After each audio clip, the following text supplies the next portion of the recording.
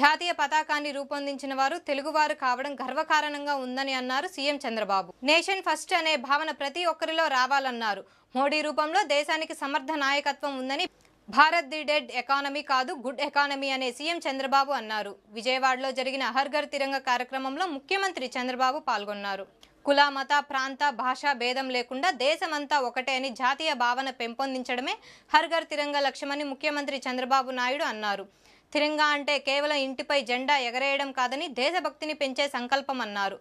సోమవారం విజయవాడ తుమ్మలపల్లి కళాక్షేత్రంలో నిర్వహించిన హర్ ఘర్ తిరంగా కార్యక్రమానికి ముఖ్యమంత్రి హాజరయ్యారు. ముందుగా జాతీయ పతాకం రూపకర్త పింగళి వెంకయ్య విగ్రహానికి పూలమాల వేసి నివాళులర్పించారు. అనంతరం పింగళి వెంకయ్య జీవిత చరిత్ర పుస్తకాన్ని ఆవిష్కరించారు.